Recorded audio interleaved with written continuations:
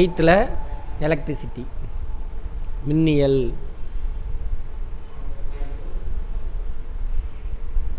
மின்னோட்டவியல்னால தான் மின்னியல்னால எலக்ட்ரானை பற்றி படிக்கிறது. மின்னான அர்த்தம் எலக்ட்ரான், எலக்ட்ரிசிட்டி. வார்த்தைக்குள்ளே அர்த்தம் இருக்குது பாருங்கள். ரொம்பலாம் போகக்கூடாது, வார்த்தையை புரிஞ்சுக்கிட்டேன்னா முடிஞ்சு போச்சு. அதுவே உங்களுக்கு வழி காட்டும்.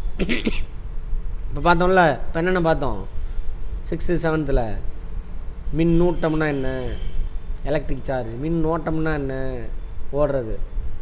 மின் தடை, மின் கடத்து திறன். வார்த்தையிலே அர்த்தம் தடை, எலக்ட்ரானை தடுக்கிறது. வார்த்தையிலே இருக்கா? அடுத்து என்னது, கடத்து திறன், வேகமாக ஓடும், அது வழியாக எலக்ட்ரான் ஓடும். வேறு என்ன பார்த்தோம்? மின்னழுத்த வேறுபாடு, தண்ணி டேங்கை வச்சு பார்த்தோம். இந்த மின்னழுத்த வேறுபாடு அதிகமாக இருந்தால் என்ன, எலக்ட்ரானு நிறைய ஓடும். எங்கேருந்து எலக்ட்ரான் ஓடுதோ அந்த எலக்ட்ரான் ஸ்டார்டிங் பாயிண்ட்டுக்கும் எலக்ட்ரான் எங்கே போய் சேரணுமோ அந்த 2 பாயிண்ட்டுக்கு நடுவில் எவ்வளவு மின்னழுத்த வேறுபாடு இருக்குது. மின்னழுத்த வேறுபாடு அதிகமாக இருந்தால் எலக்ட்ரான் அதிகமாக ஓடும். அதோட இது என்னது, வோல்டேஜ். வேறு என்ன பார்த்தோம்? அவ்வளோதானே. அப்புறம் மின்னோட்டத்தினுடைய விளைவுகள். இதெல்லாம் யூனிட்ஸ் அளக்கிறதுக்கு பயன்படுறது. இந்த கான்செப்ட்லாம் புரிஞ்சு வச்சு தான் என்ன பண்ணுறான், மின் சாதனத்துலேருந்து எல்லாம் நம்ம பயன்படுத்துகிறது எல்லாமே.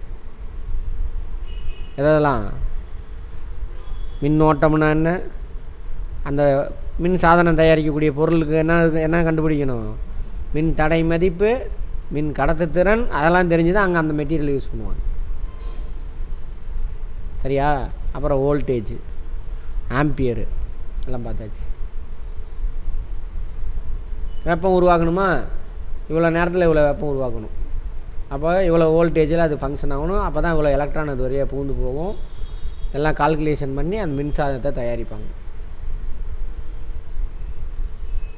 எல்லாம் மின்சாதமும் இல்லை இது ஹீட் ஆகக்கூடாது, அப்போ என்ன பண்ணணும், தடை மதிப்பு ரொம்ப ரொம்ப கம்மியாக இருக்கிற பொருளை அங்கே யூஸ் பண்ணுவாங்க. கிளியர்? இப்போது அவ்வளோதான், வேறு எதுவுமே கிடையாது. அப்புறம் விளைவு, 3 விளைவு. ஒரு பொருள் வழியாக மின்சாரம் பாயும் பொழுது வெப்பம் உருவாகும். அந்த பொருளை சுற்றி என்ன ஆகும், காந்தப்புலம் உருவாகும். ஒரு கரைசல் தண்ணியில் இருக்கணும், அந்த கரைசல் வெளியே எலக்ட்ரான் உள்ளே பூந்து போகும் பொழுது வேதிவினை நடக்கும். இதை 3 புரிஞ்சு வச்சுக்கிட்டு தான் ஏகப்பட்ட வேலை செஞ்சுக்கிட்டு இருக்கோம். நம்ம பயன்படுத்துகிற எல்லாமே இதுக்குள்ளே தான் அடங்கிடுச்சு. சரியா? என்ன பிரச்சனை, எல்லாம் கற்றுருந்தா நம்ம ஒரு ஆண்டர்பிரனராக இருக்கலாம், ஒரு பொருளை தயாரித்து விற்கலாம், வெளிநாட்டுக்கெலாம் போகணும் அவசியமே இல்லை, நம்ம ஜப்பான் மாதிரி இருக்கலாம். ஆமாம், ஸ்கூல் காலேஜுக்குள்ளே செலவு பண்ணுறோம், எல்லாம் தண்ட செலவு, எல்லாம் முட்டாளாகிறதுக்கான வேலை.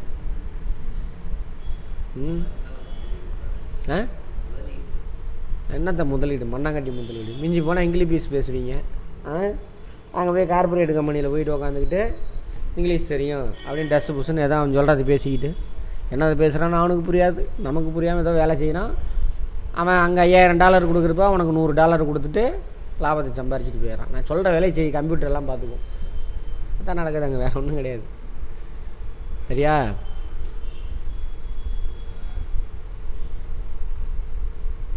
ஒவ்வொரு தனிமமும், தனிமன்னா என்னது, அணு எதாலாம் ஆணுச்சு, புரோட்டான், நியூட்ரான், எலக்ட்ரான், இன்னும் நிறையா இருக்குது அப்படின்னு கெமிஸ்ட்ரியில் பார்த்துருக்கோம்.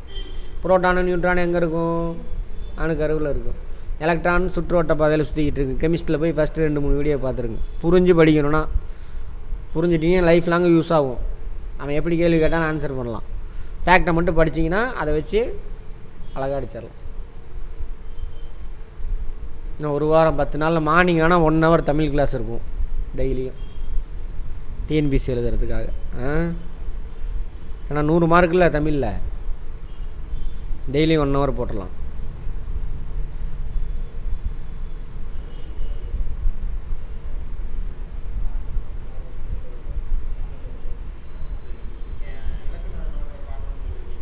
திரும்பவும் பார்ப்போம்.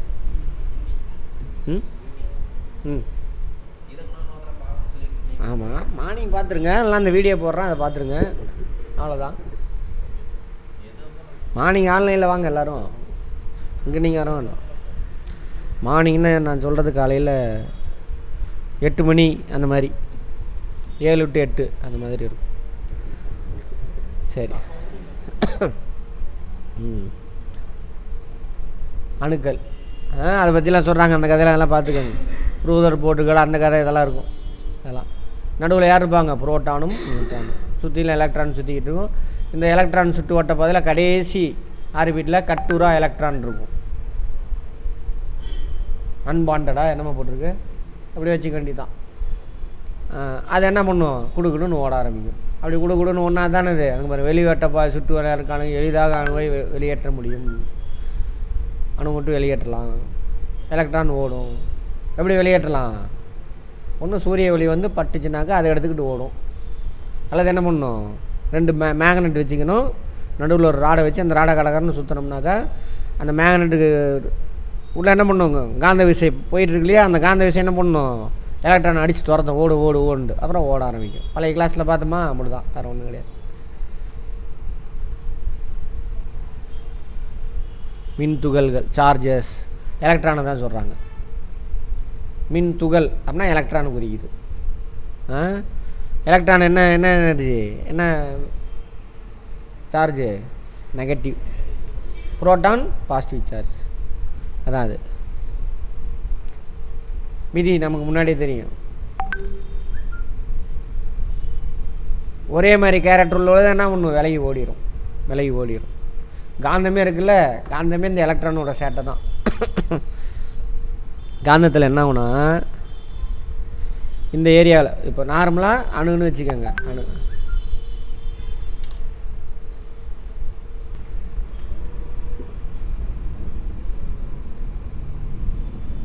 ஓகேவா? ரைட். அந்த எத்தனை எலக்ட்ரான் இருக்குது அதே மாதிரி என்ன பண்ணும்? Opposite character. காந்தத்தை பற்றி சொன்னோமா? இதானு இந்த ஒரு இரும்பு ராடு இருக்குது. இதில் நார்மலாக என்ன ஆகுனா, ஒவ்வொரு அணுவிலையும் number of proton number of electron ஈக்குவலாக இருக்கும். அப்போ தான் அணு. ஓகேவா? இதில் மின்சாரம் பாயும் பொழுது அல்லது இதுக்கு காந்தத்தன்மையை கொடுக்கும் பொழுது எலக்ட்ரான்லாம் என்ன பண்ணிடும்? இந்த பகுதியில் உள்ள எலக்ட்ரான் ஓடி வந்து இங்கே உட்காக்கும். அப்போ இது என்ன ஆயிரும்? Negative charge. எலக்ட்ரான் இழந்துச்சுல இந்த பாட்டு, அது என்ன ஆயிரும்? Positive charge. அப்போ இங்கேருந்து ஒரு விசை இங்கே செயல்படும். அதான் காந்த விசை.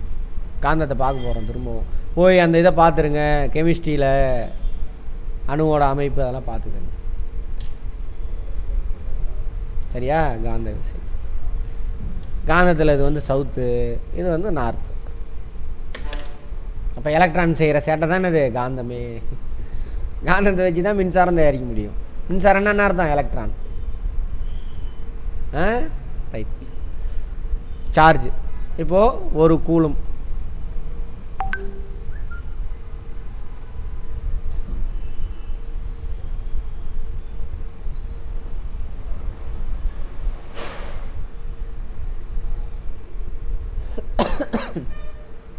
இங்கே ஏதோ ஒரு கன்ஃபியூஷன் வருதுல்ல.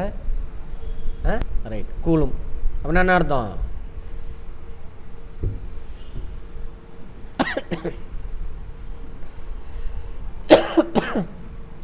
எத்தனை எலக்ட்ரான் எடுக்கணும்?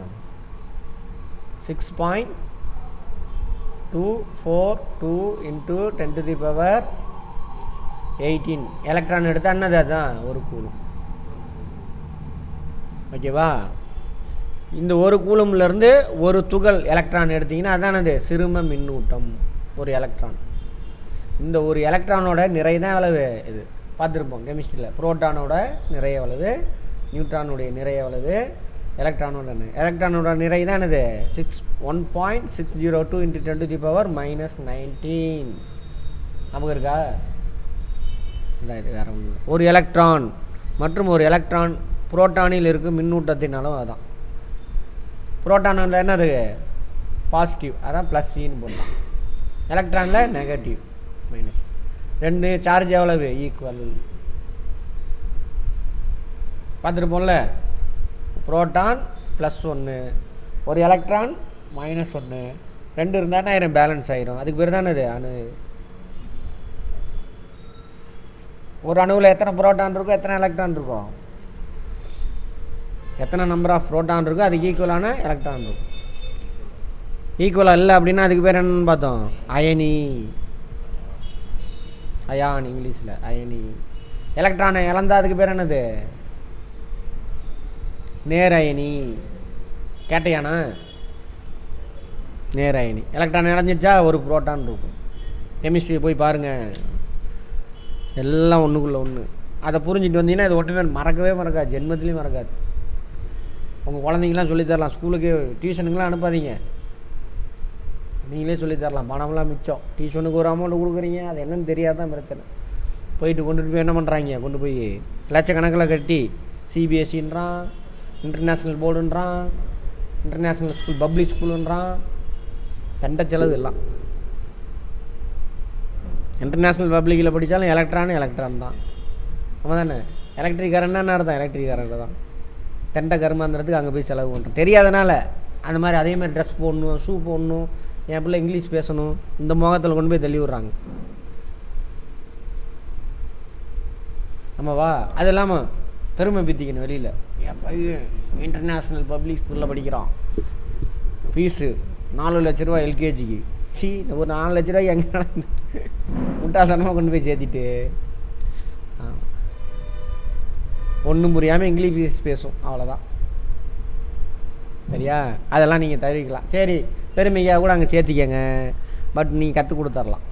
ஆனால் அந்த 13 வயசுக்குள்ளே கற்றுக் கொடுக்கணும். அதுக்கு மேலே கற்றுக் கொடுத்தா அவன் மண்டையில் கேட்க மாட்டான்.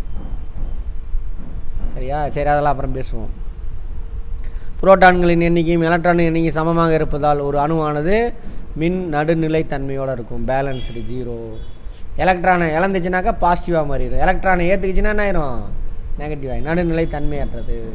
என்ன பார்த்திபன், குழந்தை இருக்கா உங்களுக்கு, என்ன இல்லையா? சரி, அடுத்து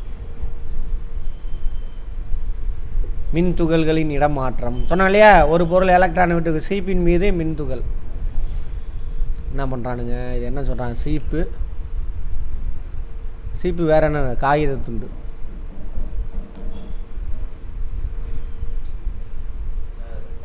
வராருங்க.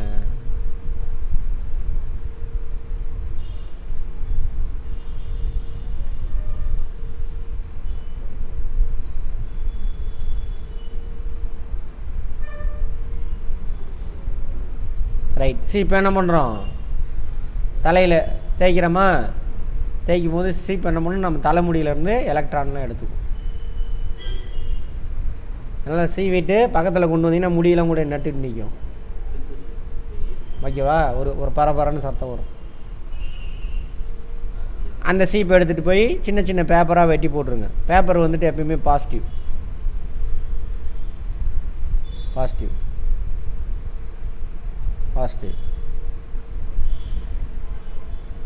ஓகேவா. இந்த சீப்பை பக்கத்தில் கொண்டு போங்க, பேப்பரை அட்ராக்ட் பண்ணிடும். அதே மாதிரி தான் ஸ்கேலு எடுத்து தலையில் தேய்ச்சிட்டு பேப்பரை எக்ஸீட்ஸில் படிங்க அப்படின்னு சொல்லுவான். அப்போ தலையில் தேய்ச்சிட்டு என்ன பண்ணுவான், விளம்பரம் வந்துச்சுல வரும் பாருங்க, ரூபா நோட்டு போய் விழுந்துடும், தாத்தா கையெட்டாது, உடனே இந்த பெண்ணு குழந்தை எக்ஸீட்ஸில் படிக்கிறாமா. ஸ்கேல் எடுத்து தலையில் தேய்ச்சிட்டு நீட்டின உடனே என்ன பண்ணுவான், டப்புன்னு வந்து ஒட்டிக்கும் ஸ்கேலில். சரியா. எக்ஸீட்ஸில் படித்தாலும் சரி, நம்ம ஸ்டேட் போர்டில் படித்தாலும் சரி, இதுதான் சயின்ஸு.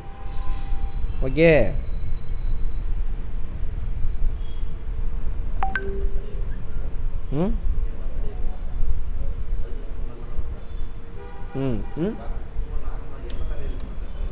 சும்மா செய்வனாவே போதும். இப்படி எலக்ட்ரான் ஒரு பொருள்லேருந்து இன்னொரு பொருளுக்கு இடம்பெயரணும். இது வந்துட்டு மின் ஊட்டம் பார்த்துக்கிட்டு இருக்கோம், இடம்பெயரணும். இதெல்லாம் வந்து என்னது, அலோகம். தலைமுடியிலேருந்து சீப்புக்கு ஓடி போய் உட்காந்துக்கும், ஓடிக்கிட்டே இருக்காது. உலோகத்தில் தான் என்ன ஆகும், ஓடிக்கிட்டே இருக்கும். அதுக்கு பேர் தானே அது மின் ஓட்டம், எலக்ட்ரிக் கரண்ட். இது எலக்ட்ரிக் சார்ஜ். இது இழந்தது, அதை ஏற்றுக்குச்சு. இழந்தது பாசிட்டிவ் சார்ஜ், பெற்றது நெகட்டிவ் சார்ஜ், முடிஞ்சு போச்சு. அப்போ பாசிட்டிவ் சார்ஜ் உள்ளதை நெகட்டிவ் சார்ஜ் உள்ளதுக்கிட்ட கொண்டு போனீங்கன்னா அவன் ஒட்டிக்கும். சீப்பில் negative charge, paper positive charge, அதை வந்து ஒட்டுது. சரி. அப்போ சார்ஜ் எலக்ட்ரான் ஒரு இடத்துலேருந்து இன்னொரு இடத்துக்கு ஓடணும்னா என்னென்ன பண்ணலாம், 2 பொருளை உரசுறது மூலியமாக கொண்டு போகலாம். சரியா. ப்ளஸ்ஸு மைனஸ் இருக்கக்கூடிய 2 ஒன்றோட ஒன்று பக்கத்தில் வைக்கிறது மூலியமாக கொண்டுட்டு போகலாம். அல்லது காந்தத்தை வச்சு என்ன பண்ணலாம், எலக்ட்ரான் ஒரு இடத்துலேருந்து இன்னொரு இடத்துக்கு ஓட வைக்கலாம். அதெல்லாம் என்னென்ன அப்படின்னு பார்ப்போம். அந்த கதை தான் அது. சீப்பு எதிர் முன்னிவிட்டோம், காய் தான் நேர் முன்னிட்டோம்.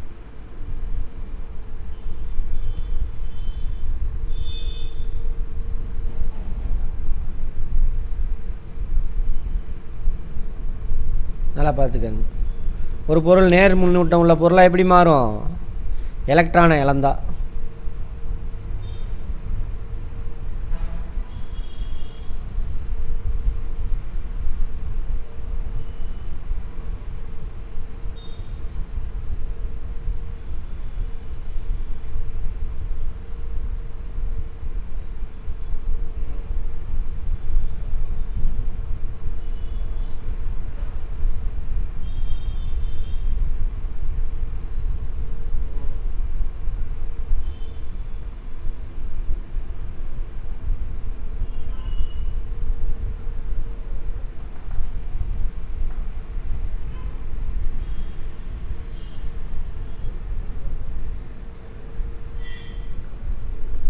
மின் நடுநிலையில் இருக்கும் ஒரு பொருள் அப்படின்னா அர்த்தம்? Number of proton number of electron equal.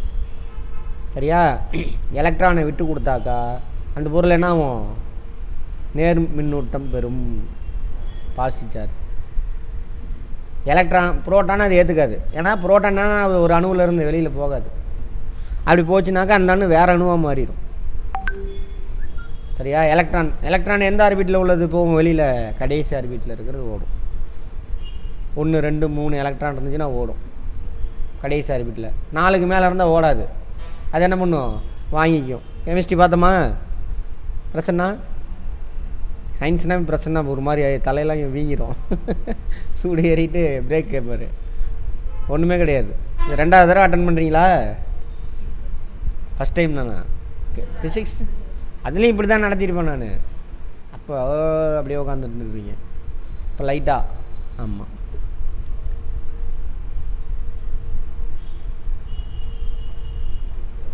அதே மாதிரி ஒரு பட்டு துணி, ஒரு பைப்பு, பிளாஸ்டிக், கண்ணாடி தண்டு உரசுறோம். இது பாசிட்டிவாக மாறிடுச்சு, இது நெகட்டிவ் ஆகிடுச்சு. அப்படின்னா என்ன அர்த்தம்? எங்கேருந்து எங்கே எலக்ட்ரான் ஓடி இருக்கு? கண்ணாடி தண்டுலேருந்து எங்கே ஓடிடுச்சு? பட்டு துணிக்கு ஓடிடுச்சு. அதே மாதிரி எபோனைட் தண்டு, விலங்கோட உரோமம், கம்பளி, அதை வச்சு தைக்கும்போது அதே மாதிரி தான் எலக்ட்ரான்லாம் அங்கே ஓடிடுதாம்மா. கம்பளியிலேருந்து எபோனைட் தண்டுக்கு ஓடிடுமா. இந்த இது கூட கேட்டுருவாங்க, பார்த்துக்கோங்க.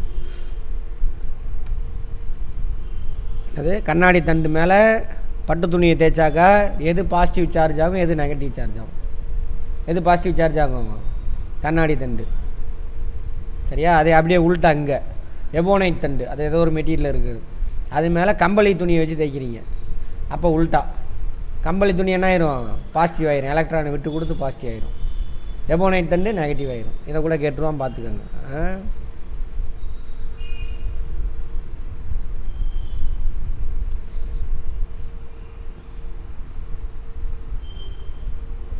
இந்த பாசிட்டிவ் என்ன ஆகும்? விலகி ஓடும். நெகட்டிவ் விலகி ஓடும். பாசிட்டிவ் நெகட்டிவ் என்ன ஆகும்? அட்ராக்ட் ஆகும். அதான் போட்டுக்க. அங்கே பாருங்கள், கண்ணாடி தண்டு பாசிட்டிவ், இதுவும் பாசிட்டிவ். பக்கத்தில் கொண்டு போனால் விலகி ஓடும்.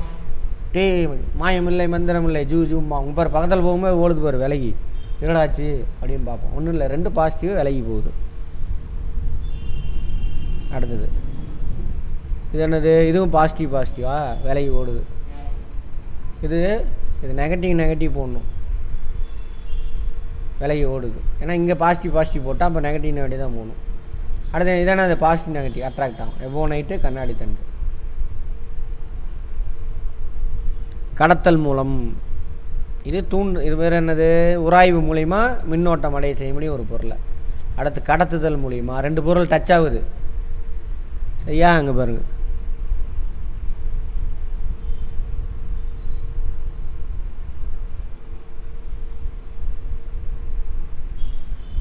இப்போ எப்படி சொல்லலாம்?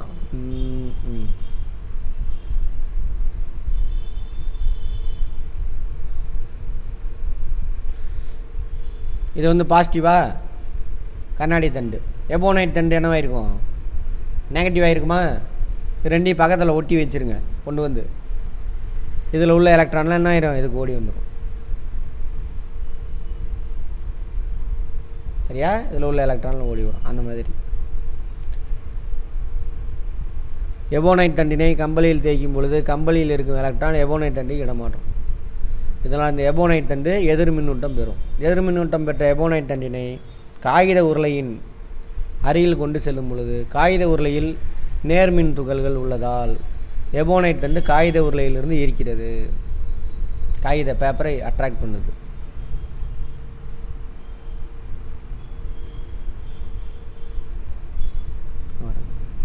அப்போ காகித பேப்பரை எபோனைட் தண்டு தொடும் பொழுது எபோனைட் தண்டு இருக்கக்கூடிய எலக்ட்ரான்ஸ் எங்கே போகும்? அதுக்கு பாதி ஓடி போயிடும் அப்படின்ட்டாங்க.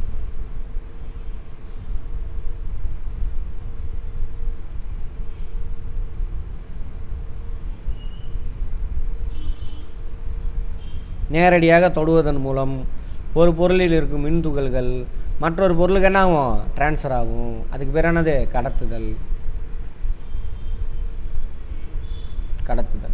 அடுத்து மின் தூண்டல் மூலம். டச் பண்ண மாட்டாங்க, தூரமாக வச்சுருப்பாங்க.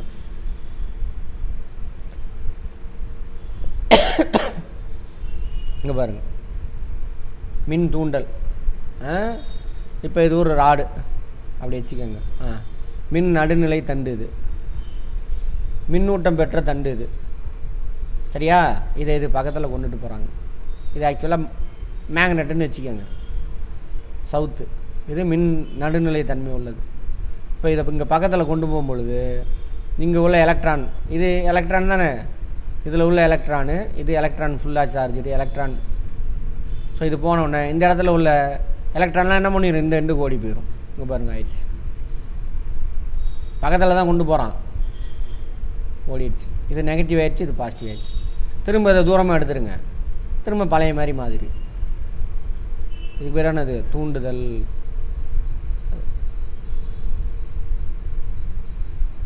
மின் துகள்களின் ஓட்டம், அதுக்கு பேர் தான் என்னது? Electric current. அவ்வளோதான்.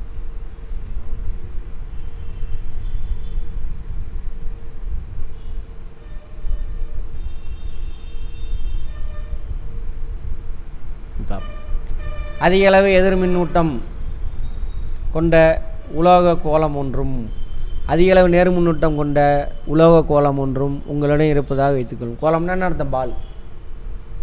ஒன்றில் பாசிட்டிவ்லி சார்ஜ் இருக்குது பால். கோளம் தானே இது? பால் தானே, உருண்டை தானே. இன்னொன்று நெகட்டிவ்லி சார்ஜ் இருக்குதா வச்சுக்கோங்க. இந்த இரண்டு உலோக கோளங்களையும் ஒரு உருளை கம்பியால் இணைக்கும் பொழுது தண்ணி கதையே தான், வெப்பங்கதை தான். ரெண்டு பாட்டில் இருக்குது, இதில் தண்ணி அதிகமாக இருக்குது, இதில் தண்ணி எலக்ட்ரான் கம்மியாக இருக்குது. பைப்பு இணைச்சிங்கன்னா நாங்கள் தண்ணி இங்கே போய் பேலன்ஸ் ஆகும். அதேமாதிரி வெப்பம் அதிகமான பொழுது வெப்பம் கம்மியாக உள்ள பொருளுக்கு என்ன அவங்க வெப்பம் ட்ராவல் ஆகும். பார்த்தோமா? அதே தான் இங்கேயும். எதிர் மின்னூட்டம் பெற்ற கோளத்தில் இருக்கும் கூடுதலான எலக்ட்ரான்கள் நேர் மின்னூட்டம் பெற்ற கோளத்தை நோக்கி பாயத் தொடங்கும். அதே தான் மின்னழுத்த வேறுபாடு. பார்த்தோமா? அதே தான். இரு கோளங்களில் இருக்கும் எலக்ட்ரான்களின் எண்ணிக்கை சமமாகும் வரை அதே கான்செப்ட், எல்லாத்துக்கும் ஒன்றே தான். இந்த நிகழ்வு தொடர்ந்து கொண்டே இருக்கும்.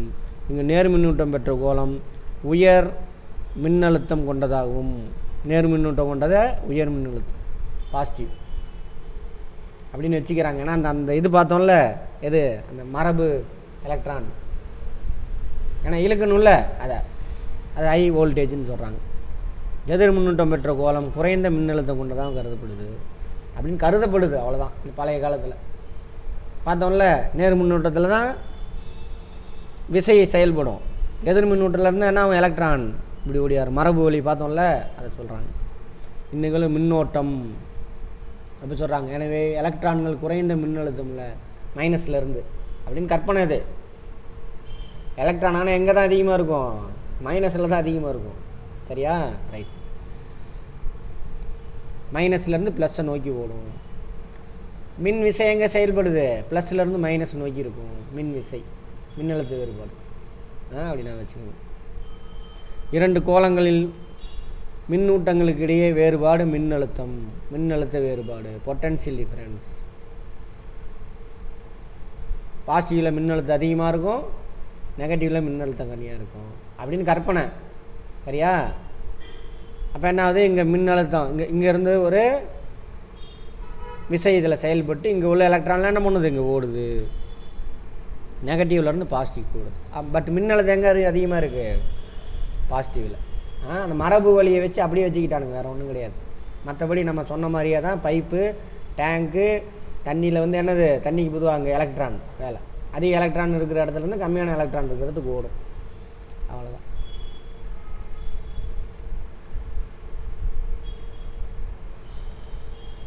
இங்கே பாருங்க, எலக்ட்ரான்களின் கண்டுபிடிப்பிற்கு முன்பு நேர்மின் துகள்கள் கடத்திகளின் வழியாக பாய்வதால் தான் மின்னோட்டம் ஏற்படுகிறது நினச்சிக்கிட்டாங்க. புரியுதானு? பாசிட்டிவில் இருந்து தான் நெகட்டிவ்வே நேர்மின் துகள்கள் ஓடுதுன்னு நினச்சிக்கிட்டானுங்க. அதனால் அதையும் விட முடியல. ஆனால் என்ன ஆகுது, எலக்ட்ரான் தான் என்ன ஆகுது, இங்கேருந்து அங்கே ஓடுது. அதான் சொல்கிறாங்க. நேர்மின் துகள்கள் பாயும் திசை மரபு மின்னோட்டத்தின் திசையாக கருதப்படுகிறது. ஆனால் புரோட்டான் ஓடுமா, கருதப்படுது. அவ்வளோதான். மரபு மின்னோட்டம் உயர் மின்னழுத்தத்திலிருந்து குறைந்த மின்னழுத்தத்தை நோக்கி பாய்கிறது. மரபு மின்னோட்டம் இங்கேருந்து அந்த சார்ஜ், பாசிட்டிவ் சார்ஜ் ட்ராவல் ஆகுதுன்னு நினச்சிக்கிட்டாங்க. அது தப்பு. நெகட்டிவ் சார்ஜில் இருந்தால் என்ன ஆகுது, இப்படி வரும். அவ்வளோதான். நிலை மின்காட்டி இது ஒன்றும் கிடையாது. மின்சாரம் அதில் பாயுதா இல்லையான்னு பழசு. இந்த ஆம்பியர்லாம் இருக்குல்ல, அந்த அம்மீட்டர், அதெல்லாம் இந்த மெத்தடில் தான் ஃபங்க்ஷன் ஆகுது, வேறு ஒன்றும் கிடையாது. இதை நிலை மின்காட்டியை முதல்ல கண்டுபிடிச்சவர் யாருன்னு மட்டும் பார்த்துக்கலாம். மற்ற ஊர்லலாம் தேவையில்லை, நமக்கு விட்டுருங்க. கில்பர்ட் 1600 வாங்க. எலக்ட்ரான் ஓடுதியா, அதில் எலக்ட்ரான் பாயுது. இந்த கான்செப்ட்லாம் எது ஃபங்க்ஷன் ஆகுது, அம்மீட்டர் ஃபங்க்ஷன் ஆகுது. அவ்வளோதான். வெர்சோரியம் என்று அழைக்கப்பட்டது. அந்த நிலை மின்காட்டிக்கு பேர் என்னது, வெர்சோரியம்.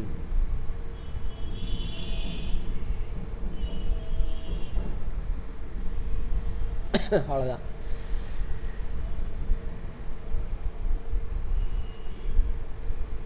அடுத்தது வெர்சோரியம் யார், கில்பர்ட். ஃபேக்டரியில் கேட்க மாட்டானுங்க, இருந்தாலும் தெரிஞ்சு. அப்ரகாம் பெனண்ட்,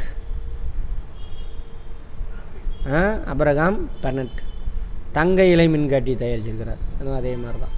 அதெல்லாம் தேவையில்ல, அமைப்பெலாம் நமக்கு தேவையில்ல, விட்டுருங்க. அதெல்லாம் மின்னேற்றம். ஒரு பொருள் எலக்ட்ரானை பெற்றுச்சுன்னா அது என்ன அர்த்தம், மின்னேற்றம் அடைஞ்சு, எலக்ட்ரிக் சார்ஜ் ஆகிருக்கு. மின் இறக்கம். ஒரு பொருள் எலக்ட்ரானை விட்டு கொடுத்ததுன்னா அதுக்கு பேர் என்னது, மின் இறக்கம், எலக்ட்ரிக் டிஸ்சார்ஜ்.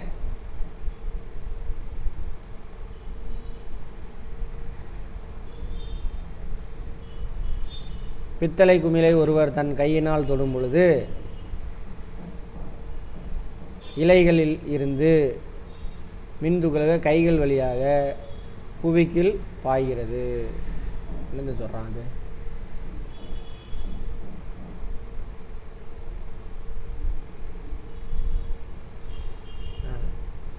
கம்பளம். கம்பளி இருக்குல்ல, அதில் காலை உரசிக்கிறீங்க. அப்போ கம்பளியிலேருந்து உடம்புக்கு என்ன ஆகும், எலக்ட்ரான் ஏறிக்கும். உரைச்சிட்டு இந்த மாதிரி திடீர்னு வைக்கும்போது ஷாக் அடித்த மாதிரி இருக்கும் கதவோட மெட்டலை. அப்போது உடம்பு வழியானா அது அங்கே மின்கம்பளம் இருக்குல்ல, அதிலேருந்து ஏறி திரும்ப தரைக்கு ஓடிடும் எலக்ட்ரான்ஸ். அதான் ஷாக் அடித்த மாதிரி இருக்கும்.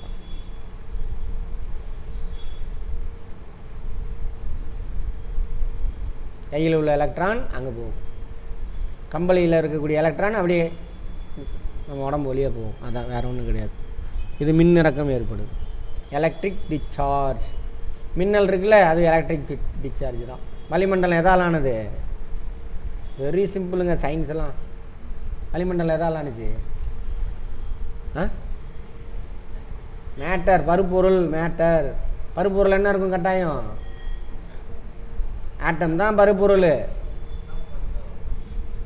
எலக்ட்ரான் சுற்றுவட்ட பாதை, அதில் உள்ள எலக்ட்ரான்ஸ் ஒன்றோட ஒன்று வரசும் பொழுது, மாலிகுலாம் ஒன்றோட ஒன்று வரசும் பொழுது என்ன ஆகும், மேகங்கிறது என்னது, H2O மாலிகுல் தான். நிறையா இருக்கும், ஒன்றோட ஒன்று வரசும். அப்போ எலக்ட்ரான் என்ன ஒன்றுலேருந்து இன்னொன்றுக்கு டிஸ்சார்ஜ் ஆகும். டிஸ்சார்ஜ் ஆன எலக்ட்ரான்லாம் என்ன பண்ணுவோம், இங்கே வந்து மைனஸ், நெகட்டிவ், இதெல்லாம் பாசிட்டிவ் ஆகிடும். தரை எப்பயுமே என்னது பாசிட்டிவ். பயங்கர ஹை வோல்டேஜ் இங்கே கிரியேட் ஆகிருங்க. மின்னழுத்த வேறுபாடு இந்த இடத்துக்கு நிறைய டிஃப்ரென்ஸ் அதிகமாக இருக்கும். அப்போ சடனாக என்ன ஆகுனா அந்த கொஞ்ச நேரத்துக்கு மட்டும், இது ஆக்சுவலாக மின் கடத்தா பொருள் வளிமண்டலம், சடனாக ஹை வோல்டேஜ்னால் சடனாக இறங்கிடும். இப்போ எலக்ட்ரான் ஏகப்பட்ட கோடிக்கணக்கான எலக்ட்ரான் பாயும் பொழுது என்ன ஆகும்? ஹீட் ஆகுமா? அந்த ஹீட்டு தானே மாறும், லைட்டாக மாறுமா? அந்த லைட்டு தானே இது மின்னல். வாமா மின்னல். புரியுதா? அவ்வளோதான் வளிமண்டலத்தில் வெப்பம். அப்போ அந்த எலக்ட்ரான் ஓடுதில்ல, அப்போ அங்கே என்ன ஆகும்? வைப்ரேஷன் தானே இது சத்தமாக மாறும். பரன்னு சத்தம் வரும். டம்னு வைப்ரேஷன் தான். ஓகேவா? ஒரு எலக்ட்ரானுடைய டிஸ்சார்ஜ் தான் மின்னலும் இடியும். அங்கே இருக்க வளிமண்டலத்தில் இருக்கக்கூடிய மாலிகுலாம் வைப்ரேட் ஆகிறது சத்தமாக இடியாக கேட்கும். அந்த மாலிகுலாம் ஹீட் ஆகும், ஏன்னா எலக்ட்ரானை தடுக்குது. ஹீட் ஆகி என்ன பண்ணும்? ஹீட்டு லைட்டாக நமக்கு மாறும். அதானது மின்னல். அந்த கதையை அப்புறம் விடுங்க. ஏன்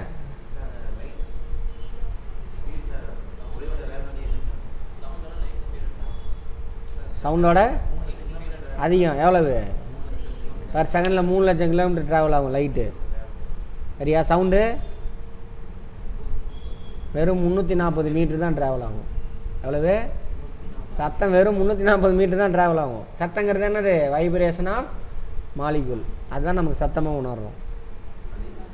சரியா? ரைட்.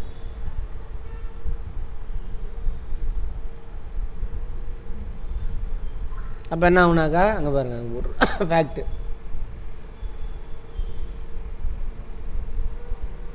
அந்த ஒரு மின்னல் கீழே இறங்கும் பொழுது என்ன ஆகுது? எவ்வளவு? 30,000 டிகிரி செல்சியஸ் வெப்பம் உருவாகுது வளிமண்டலத்தில். இந்த மின்னலின் மூலம் மிகப்பெரிய அளவிலான மின்சாரம் மின்னிறக்கம் அடையுது. மின்சாரம்னா இந்த எலக்ட்ரான்ஸ் கீழே இறங்குது. அப்போ ஹீட் எவ்வளவாகுது? அவ்வளோ வெப்பநிலை. அதனால தான் நம்ம பொட்டலில் போயிட்டு இருந்தோம், நம்ம மேலே இறங்கினா அடுத்த செகண்டு என்ன ஆயிடுவோம்? 30,000 டிகிரி செல்சியஸ். இரும்போட கொதிநிலையே ஒரு 3000 டிகிரி செல்சியஸ் தான் இருக்கும். 1500 2000 தான் இருக்கும். இரும்பு என்ன ஆயிரும்? உருகிடும். நம்ம உடம்பு என்ன ஆகும்? தாங்குமா? மரத்தை வழியாக இறங்கி போகுது, மரம் போஞ்சு போயிடும். இடி விழுந்த மரம் வளர்ந்த செத்து போயிடும். அதுக்கு பேர் தான் மின் அதிர்ச்சி. நீர் ஆவியாகி மரம் எரிஞ்சு போயிடும். சடனாக நீரெல்லாம் ஆவியாகி போயிடும். ஹீட் இல்லை. அதெல்லாம் எல்லாம் இப்படி தாங்க. பேய் அடிச்சிருச்சு, பிசாசு அடிச்சிச்சு, மின்னல்லாம் என்னென்னு தெரியும் நமக்கு. இதெல்லாம் பாசிட்டிவ். தரையில் இறங்காது. ஃபஸ்ட்டு மரம் இருந்துச்சுன்னு வச்சுக்கோங்க, மரமே பாசிட்டிவ் தான். ஸோ மரத்து வழியாக இறங்கி போயிடும். பொட்டலாக இருந்ததுன்னா தரையில் இறங்கும். நம்ம தருமபுரிலாம் அடிக்கடி இறங்கும் பாருங்க, ஓப்பனில் இறங்கும். அல்லது இந்த மரத்தில் இறங்க என்ன பண்ணிடும்? இங்கே இறங்கிடும் டக்குன்னு. அங்கே மரம் இல்லை, நீ பொட்டல் காட்டில் நிற்கிற, அப்போ நீ தான் ப்ளஸ் பாயிண்ட்டு. உன் மேலே இறங்கிடும். ஆனால் ஓப்பன் ஸ்பேஸில் நிற்கக்கூடாது. மழை பெய்யும் பொழுது மரமே சுற்றிலும் இல்லை, இடி மின்னல் அடிக்குது, பேசாமல் படுத்துக்கணும். அப்போ பாசிபிலிட்டி கம்மி. கீழே போயிட்டு இல்லை, தரையோட தரையாயிட்டு இல்லை, சுற்றிலும் மரமே இல்லை, இடி மின்னல் அடிக்குது, தரையோட தரையாயிட்டு இல்லை. நின்றுட்டு இருந்தீங்கன்னா என்ன ஆகும்?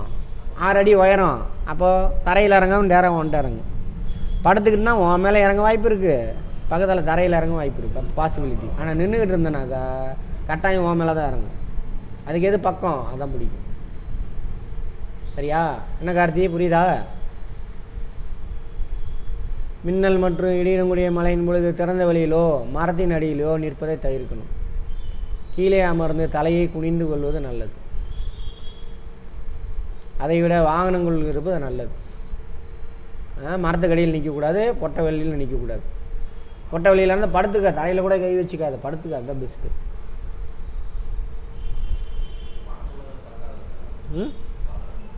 வாகனங்களில் தாக்காது. அதே மெட்டல் தானே, மெட்டல் இறங்கி சைடில் போயிடும், கீழே போயிடும். புவி தடுப்பு, எர்த் புவி தடுப்பு.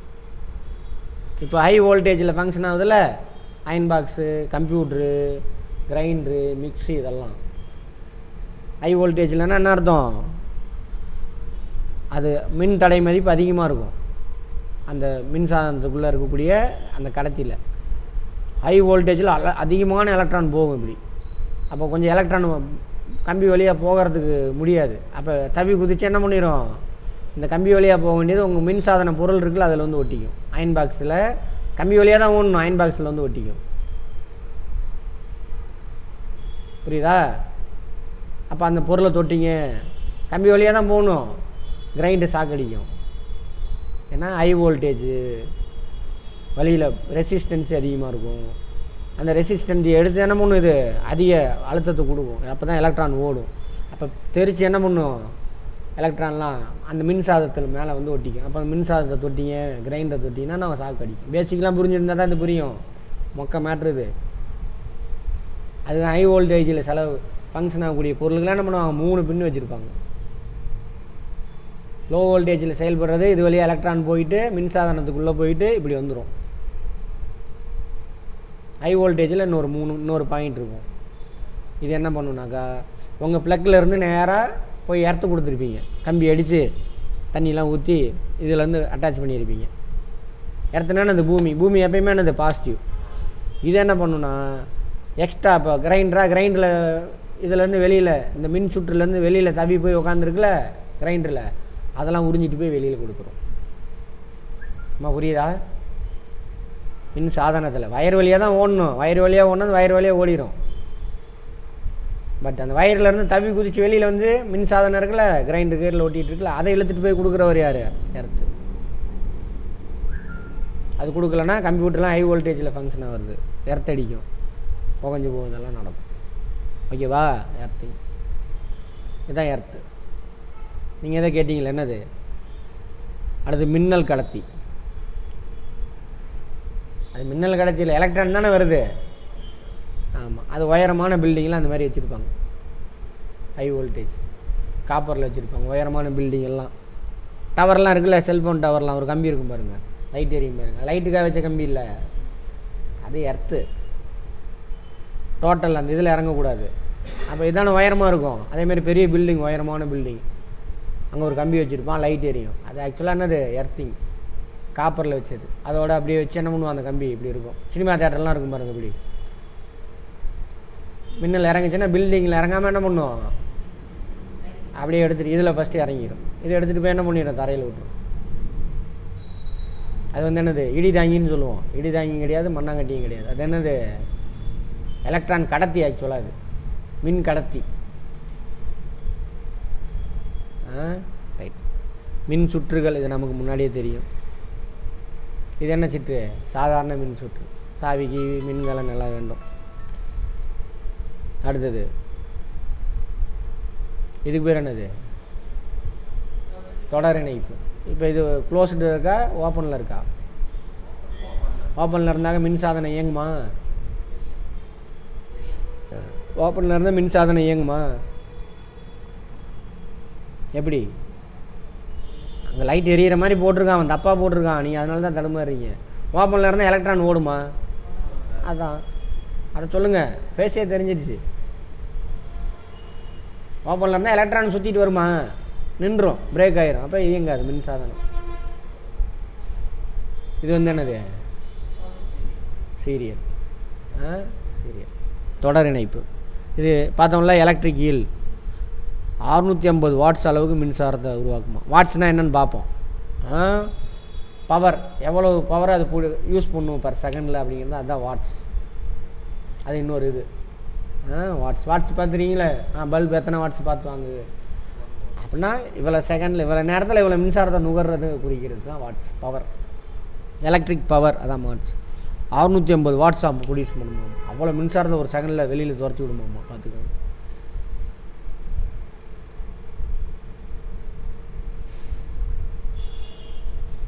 அதே பாருங்கள், ஈல் என்ற 600 அளவுக்கு மின்சாரத்தை உருவாக்கி மின்னதிர்ச்சியை ஏற்படுத்தும்.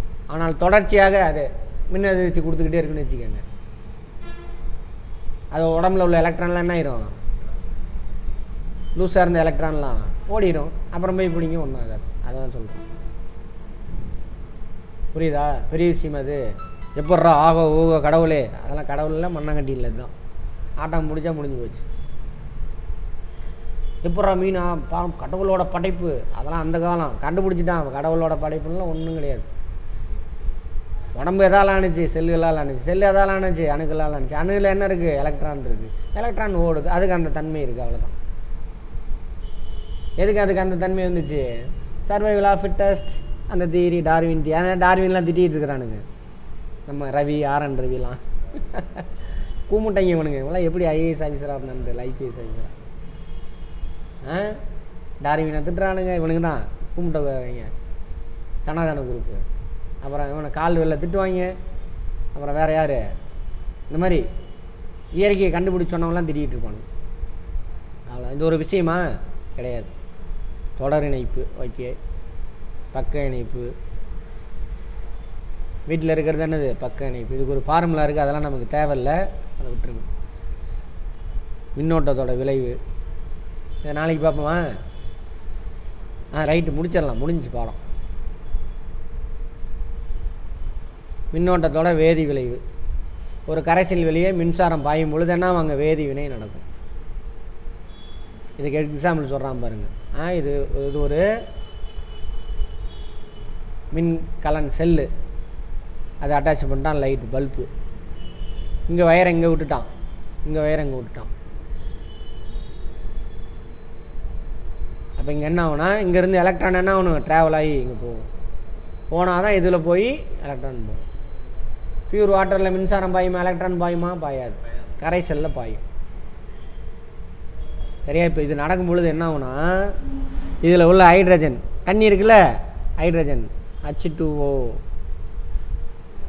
வேதிவினை நடந்து ஆக்சிஜன் கேஸ் தனியாக போயிடும், ஹைட்ரஜன் கேஸ் தனியாக உருவாகும். வேதிவினை நடக்கும். அப்போ நீரை உடைக்க முடியுமா? உடைக்க முடியும். எப்படி? அந்த நீர் வழியே மின்சாரத்தை பாய்ச்சினீங்க அப்படின்னாக்கா வேதி வினையாது. H2O மாலிகுல் என்ன மாறிடுச்சு? ஹைட்ரஜன் கேஸாக மாறிடுச்சு, ஆக்சிஜன் கேஸாக மாறிடுச்சு.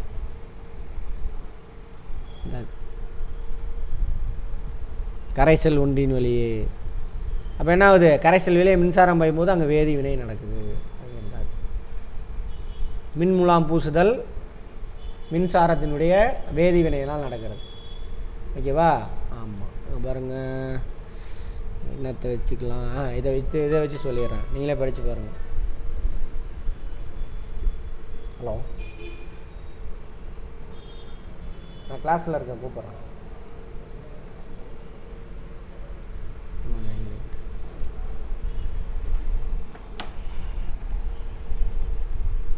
கவனிங்க. இப்போ வந்துட்டு நேர்மின்வாயா? ரைட்டு. இது எதிர்மின்வாய். நேர்மின்வாய்க்கு என்னமா பேர் பார்த்தோம்? கேட்டையான். இது அணியான்.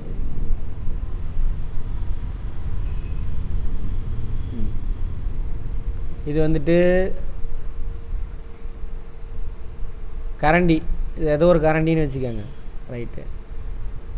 இது காப்பர் பிளேட். ஓகே. இந்த கரண்டி மேலே காப்பரை வந்து பூசணும் அப்படின்னு வச்சுக்கோங்க. இங்கே இது கரைசல். ஓகேவா?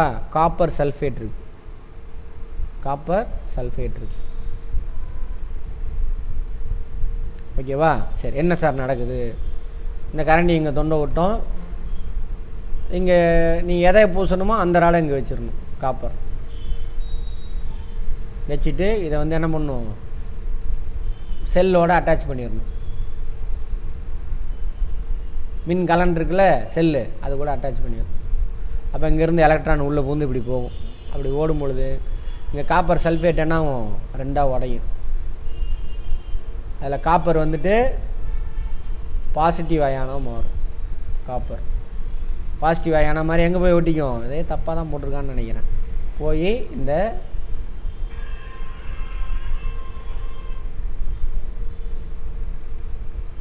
கரண்டி இருக்குல்ல, அதை சுற்றின்னு ஒட்டிக்கும். எலக்ட்ரான் சுற்றி சுற்றி வந்துக்கிட்டு. இப்படி தான் தங்க முலாம் பூசுறதும். ஏதோ தங்க முலாம் பூசணுமா, மோதிரத்தை உள்ளே போட்டுருவானுங்க. அது போதா காப்பர் மோதிரம் இங்கே இருக்கும், இங்கே கோல்டு குளோரைடு உள்ளே இருக்கும். இது வழியாக எலக்ட்ரான் உள்ளே பூந்து போகும்பொழுது கோல்டு பிரிஞ்சு அந்த கோல்டு போய் இதில் ஒட்டிக்கும். அதில் போய் ஒட்டிக்கும். கோல்டு குளோரைடு உடஞ்சி கோல்டு போய் என்ன பண்ணிடும், அந்த மோதிரத்தை சுற்றிலும் ஒட்டிக்கும்.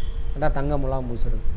அது மாதிரி எங்கெங்கெல்லாம் சொன்னால இரும்பு ராடெல்லாம் இருக்குல்ல, அதுக்கு முலாம் பூசி தான் அனுப்புவான். எல்லாம் துரு பிடிச்சிரும். குரோமியத்தையோ நிக்கலையோ பூசுவானுங்க மேலே. அதெல்லாம் பெரிய அளவில் எங்கே நடக்கும், அந்த ஃபேக்ட்ரிலாம் நடக்கும். சரியா, ஹை வோல்டேஜ் இது வேணும். இந்த மாதிரி வெப்ப விளைவு இது தெரியும் நமக்கு. வெப்ப விளைவு மெத்தடில் என்னென்னலாம் ஃபங்க்ஷன் ஆகுது, மின் உருகி வெப்ப விளைவு மெத்தடில் எலக்ட்ரிக் ஃபியூஸ், மின் சமையற்கலன்லாம், மின் கொதிகலன், எலக்ட்ரிக் கெட்டில். சரிங்களா, இது ஜார் மாதிரி இருக்கும். சுவிட்சை போட்டால் 5 நிமிஷத்தில் காஃபி டீ தண்ணி சுடுதண்ணி இப்படி இப்படிங்க சுடுதண்ணி வந்துடும். அதெல்லாம் இஸ்திரி பெட்டி, அயன் பாக்ஸ் அடுத்த செகண்டே ஹீட் ஆகிடுதா.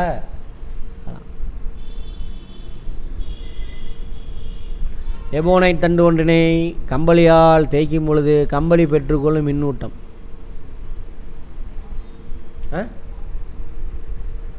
எபோனைட் தண்டா இல்லைம்மா, எலக்ட்ரானை பெற்றிருக்கும். நெகட்டிவ் எபோனைட் தண்டு. ஓகேவா, ஆமாம் தானே. கம்பளி என்ன பண்ணும், எதிர் மின்னோட்டத்தை பெற்றுக்கும்னு பார்த்தேன். இலக்குமா ரைட்டு, ஓகே. அப்போ என்ன ஆகும், நேர் மின்னூட்டம்.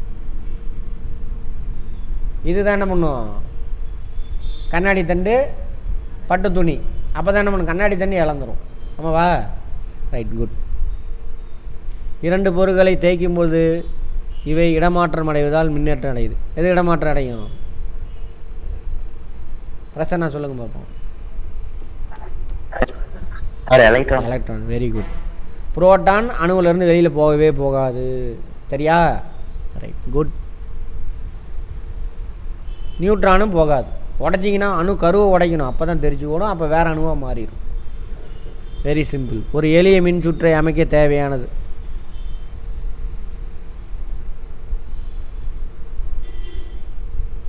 ஆற்றல் மூலம் வேணும். அதான் மின்கலன். ஆற்றல் மூலம் தான் மின்கலன். மின்கம்பி, சாவி. ஏன்னா 2 ஒரே மாதிரி போட்டிருக்கான். அதான் மின்கலன், மின்கம்பி, சாவி எல்லாம் 3 ஒரே மாதிரி தான் இருக்குது. அடடா, சரி விட்டுருங்க. ஒரு நிலை மின்காட்டி மின்னூட்டம் பெற்ற கண்ணாடி தண்டினால் தூண்டல் முறையில் மின்னூட்டப்படுகிறது. நிலை மின்காட்டியில் இருக்கும் மின்னூட்டம் எது, அது வேண்டாம், விட்டுருங்க.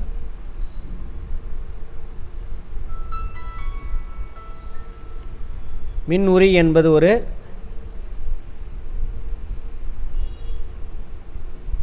மின் சுற்றை தடை செய்வதற்கு பயன்படும் ஒரு பாதுகாப்பு கருவி. பொருட்கள் ஒன்றோடு ஒன்று தேய்க்கும் பொழுது டேஷ் நடைபெறுகிறது, எலக்ட்ரான் பரிமாற்றப்படுது. ஃப்ரிக்ஷனா, எலக்ட்ரான் பரிமாற்றம். இந்த பாடத்துக்கு தகுந்த மாதிரி சொல்லுமா. ஒன்று தேய்க்கும் பொழுது தானே ஆகுது, எலக்ட்ரான்ஸ் பரிமாற்றம் செய்யப்படும். 1லேருந்து 1 சார்ஜ்டு மெட்டீரியல் உருவாகும். ஒரு பொருள் எலக்ட்ரானை இழந்து டேஷ் ஆகிறது, பாசிட்டிவ். என்னது தமிழில் என்னது, நேர இணையாக மாறுது. Very good. மின்னல் தாக்குதலிலிருந்து கட்டடங்களை பாதுகாக்க சாதனம். மின் இறக்கியா, இடிதாங்கி. இங்கிலீஷில் லைட்னிங் அரஸ்டர். அதிகமான அளவு மின்னோட்டம் பாயும் மின்சாதனங்கள் வழியாக பாயும் போது அவை பாதிக்கப்படாமல் இருக்க அவற்றோட டேஷ் இணைக்கப்படுது. என்னது, எர்த், புவி பிணைப்பு. 3 விளக்குகள் ஒரே சுற்றில்,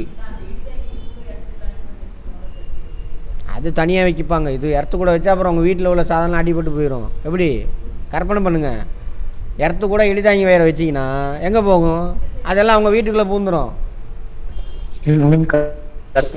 அதெல்லாம் உங்கள் வீட்டுக்குள்ளே பூந்துடும். அவ்வளோ வோல்டேஜ் இல்லை, அது எங்கெங்கெல்லாம் ப்ளஸ் கிடைக்குதோ அங்கே போயிடும். கம்பி இல்லை, எர்த்து உங்கள் வீட்டுக்குள்ளே பூந்து அவ்வளோதான், மின்சாரம் வெடிச்சு சிதறிடும். சொல்லுங்கம்மா. ஆன்லைனில் 3 மின் விளக்குகள் ஒரே சுற்றில் வந்து ஆனது சீரியல் தொடர் இணைப்பா, ரைட். சரியா தவறா. எபோனைட் தண்டினை கம்பளி துணி ஒன்று தேய்க்கும் பொழுது எபோனைட் தண்டு எதிர் மின்னூட்டங்கள் போயிடும். கரெக்டா, இப்போ தான் சொன்னீங்க. மின்னூட்டம் பெற்ற பொருள் ஒன்றை மின்னூட்டம் பெறாத பொருளின் அருகே கொண்டு செல்லும் பொழுது மின்னூட்டம் பெற்ற பொருளுக்கு எதிரான மின்னூட்டம் அதில் தூண்டப்படும். இது ஸ்டேட்மெண்ட்டே எனக்கு புரியலை, அதை விட்டுருங்க. தூண்டல் முறையில் மின்னேற்றம் செய்ய பயன்படும் கருவி நிலை மின்காட்டி. அதை விட்டுருங்க. நீர் மின்சாரத்தை கடத்துமா? தூய நீர் கடத்தாது, அசுத்தமான நீர் கடத்தும். பக்க இணைப்பில் அனைத்து கூறுகளில் மின்னோட்டம் மாறிலியாக இருக்கும். அது வேண்டாம், அதையும் விட்டுருங்க. அது ஒரு வேணான்னு சொல்லிட்டு வந்தாலும் ஒரு டேபிள் இருந்ததில்ல, அதெல்லாம் வேண்டாம், அதெல்லாம் இன்னும் படிச்சுக்கிட்டு 8வது புக்கில் கொடுத்துருக்குறானுங்கலாம். ஒரு ஓரின மின்துகள், இரு ஓரின மின்துகள் என்ன பண்ணும்? ஒன்றை விட்டு ஒன்று விளக்கும். இரு வேறின மின்துகள் ஒன்றை ஒன்று கவரும். கண்ணாடி துண்டை பட்டு துணியில் தேய்க்கும் பொழுது கண்ணாடி துண்டு என்ன ஆகும்? நேர் மின்னூட்டம் பெறும். கரெக்டா? ரப்பர் தண்டை கம்பளியை தேய்க்கும் பொழுது எதிர் மின்னூட்டம் பெறும். கரெக்டா? மின் உருகி 5 அப்படி தான். காரணம் சொல்கிறீங்களா? ஒரு கண்ணாடி தன்னை பட்டு துணியில் தேய்க்கும் பொழுது 2 மின்னூட்டம் அடையும். என்ன காரணம்? எலக்ட்ரான்ஸ் ஒன்றுலேருந்து இன்னொன்று ட்ரான்ஸ்ஃபர் ஆகும். அவ்வளோதான். ஒன்று பாசிட்டிவ் இழந்தது பாசிட்டிவ் ஆயிரும், பெற்றது நெகட்டிவ் ஆயிரும். கஷ்டமாக பார்த்திவன் சயின்ஸு. உலர்ந்த தலைமுடியில் சீப்பை தேய்த்து விட்டு சிறு காகித துணியில் அருகில் கொண்டு சென்றால் அவை ஒட்டிக்கணும். ஆமாவா? சீப்பை என்ன பண்ணும்? எலக்ட்ரானை பெற்று நெகட்டிவாக இருக்கும். காகித துண்டு கிழிச்சு வைக்கிறோம்ல, பாசிட்டிவாக மாறி, அதோட எட்ஜெலாம் பாசிட்டிவாக மாறி இருக்கும், ஒட்டிக்கும். ஒரு மின்னூட்டம் பெற்ற கண்ணாடி தண்டினால் நிலை மின்காட்டியின் உலோக குமிழை தொடும் பொழுது உலோக இலைகள் விளக்கமடையும். ஏன்னா சேம், இதுவும் சேம் இதாக இருக்கும், சார்ஜாக இருக்கும். நிலை மின்காட்டியில் பயன்படுத்தப்படும் தண்டும் இலையும் உலோகத்தினால் ஆனவை. ஆமாம் தானே? ஆமாம், அது ஆனால் தேவையில்லை, விட்டுருங்க. இடி மின்னல் பொழுது திறந்த வெளியில் ஒருவர் உடையை பயன்படுத்தக்கூடாது. ஆமாவா? குடையில் இறங்கிரும். குடை ஒன்றும் கருப்பாக இருக்கும், அது மேலே அந்த இது இருக்குல்ல கம்பி, அப்போ இன்னும் ஹைட் அதிகமாகும். ஓப்பன் ஸ்பேஸில் என்ன சொல்கிறேன், நீ ஹைட்டை குறைச்சிக்கணும், கீழே தரையில் படுத்துக்கணும். படுத்தா தான் உன் ஹைட்டு குறைஞ்சிரும், வேறு எங்கேயாவது இறங்கிரும். பாசிபிலிட்டி உன் மேலே இறங்குறதுக்கான பாசிபிலிட்டி குறையும். நீ நின்றுக்கிட்டு இருந்தேன்னா பாசிபிலிட்டி அதிகம். அதுக்கு மேலே ஒரு குடையை பிடிச்சா இன்னும் அதிக பாசிபிலிட்டி. தரையில் விழுகிறது எங்கே விழுந்துடும்? நம்ம மேலே இறங்கி. இதெல்லாம் ஐஏஎஸ் கொஸ்டினுங்க. இதெல்லாம் ஒரு கொஸ்டினா? மொக்கா கொஸ்டின். சரி பார்ப்போம் நாளைக்கு. இப்போ என்ன 8